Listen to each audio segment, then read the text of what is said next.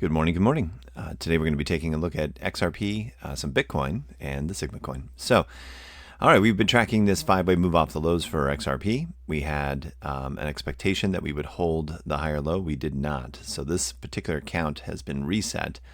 But before we kind of move on with its levels here being lost, it looks like it's actually a larger overall move that has led to the completion, and now we should be working towards the upside here. So notice here on the 4-hour, we have our bullish divergence. So each of these momentum hills has gotten shorter and shorter as price action has fallen and fallen and fallen.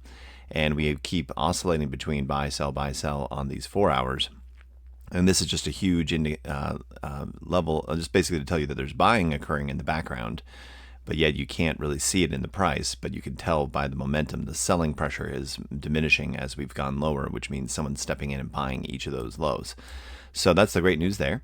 Now, when we zoom out on the larger time frames, we're working on getting this daily to start flipping upwards, right? So we did get yesterday an 8 and 9 print on both of these daily candles.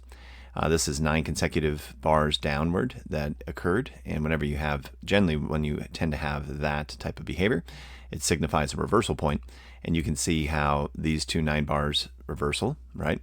These two 9 bars reversal. Over here you got an 8 that kind of scrolled around, whatever that was, but here's your reversal on that one, and a middle zone. But it's not perfect, but it definitely is a good double confluence to show you that we're getting towards the end of this type of drawdown. And so we have yet to flip this over, but you can tell the faster indicator down here is giving us a straight line up. So as long as we can clear above this 50-yard line, move here, and this curves up, that guy should turn green, and then we're good to go on the daily. And that daily will roll over to our 3-day, and our 3-day is our main driver of entry into the asset. So basically, they've been telling you to start looking to buy XRP in here. You had some great opportunities down this level, but then it flipped back to saying, hey, maybe hold off for a minute. I think this is kind of like a false negative at this point of being in the asset. We've come all the way down. We see that the daily is completed. We got a 4-hour bullish divergence. I'm thinking personally that this is just a hold through this pattern scenario for the accumulation that you've done. And then we can move from there. But you could tell not every, for the most part, it gives you a fairly good, like here's where that where that additional rollover occurred, right? One more, but we just did that. We just hit that additional rollover. So I'm going to say that it's probably fine. And we're going to be expecting, you would have had this smackdown similar to over here.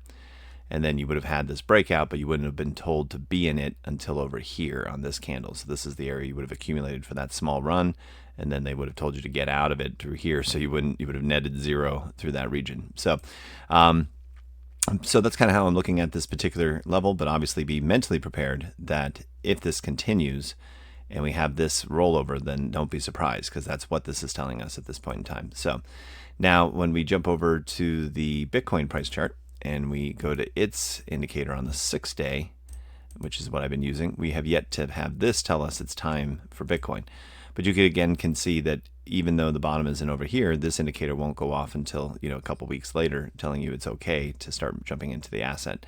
So if you want a bottom fish, you're good to go. I mean, you have this fall down, this sideways, you have this fall down, this sideways, more maxed out to the downside over here, so super oversold, and we had a reversal off of this level that went up, and now we're even beyond the level from before. You can see how much deeper we've come, and we've actually fully gotten below this green line. So this is super oversold. Very likely that over the next couple weeks, Bitcoin should at least get up to this 105 range here. And then either roll over or continue onward, right? So that's where our next area that we're going to watch this indicator and see what we get here. So that's Bitcoin giving us the no signal yet, but this guy's pointing up and that guy's oversold. So it's probably okay-ish to start bidding, right? Not financial advice. And we did have the 8s and 9ers come right in at the lows back here. So jumping more into Bitcoin, I was talking to X-Force yesterday, and we were discussing he's like, well, we have one more sweep to the downside off of this structure here, right? So we have our larger flat is what we're watching at this point. And the expectation for this flat is that we did a ABC down here, right? So you've got, oh no, that's not where it's at. I'll just get that going. Okay, there we go. So you have your larger flat here where we did the ABC down, ABC up, and then the 5-wave move to the downside, right? So here's the larger A, B, C structure with those two happening here. But into the C structure here, we want to see a 5-wave move to the downside. So I would argue that what has happened and why we haven't yet seen the 5-wave move to the downside here is that this portion, let me get to the 1 hour here. There we go. So we're looking for this 5th wave, right? So we have wave 1, wave 2, wave 3, wave 4. Where's our 5th, right? Where's that guy? It should be like right here, right? If it looks maybe even over here. That's where that 5th wave should have come in. Nice, super symmetrical price action. And instead, we've got this crap over here. Like, what's this over here, right? So so most people are looking and eyeballing a lower sweep, right? Because that would be a nice balanced 5-wave move to the downside, okay? But I argue, and I'll go double research all of the truncated 5th rules, but I would argue that at this point, that's your 5th wave. And we got what's called a truncated 5th, where it came up short. And as of right now, this is fairly valid because the next move after this truncated 5th would be a 5-wave move to the upside. 1, 2, 3, 4, 5, right? And you've got it right here. And this 5-wave move to the upside ultimately gives us a large A, B, C correction that would step in and give us a higher low. So you've got yourself an A, B, and then a C. And it's a higher low. So this is where I'm currently looking, just because we have the, if we go back to the Bitcoin chart, let's see, grab the right one. Here we go. And you can see we've got an 8 and 9er that came in, oversold conditions. This guy's getting ready to flip. That guy's pointing up towards the 50-yard line for Bitcoin. And XRP is flashing on the 3-day are indications that we're probably pretty close to being bullish based off of this kind of back and forth here. So if we can see a continuation, that'd be huge, right? With, again, pointing up, possibly false negative, and a bullish divergence on the 4-hour. So when I look at all of these things together, it makes me think that we're actually probably pretty close to this moving to the upside, more so than the downside, with 96% of XRP's interest being short. So yes, that's kind of how I'm looking currently at this structure. So as long as we hold this level, this is now a wave 1, wave 2 impulse for the breakout. Liquidity for XRP, 24-hour, mostly up here, kind of down here. No one's super like loaded up yet, so it's just kind of chilling.